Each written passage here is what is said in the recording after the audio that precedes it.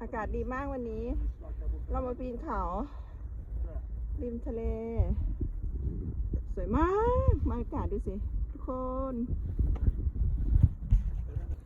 เดินมาร้อนหน่อยแต่ก็คือยังอากาศยังเย็นมาก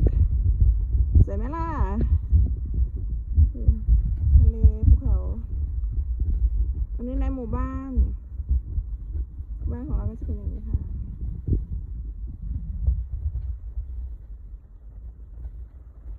อันนั้นจะเป็นแพลตฟอร์มเขามาจอดที่เขาทำงานเกี่ยวกับบ่อน้ำมันในหมู่บ้านเราก็ประมาณนี้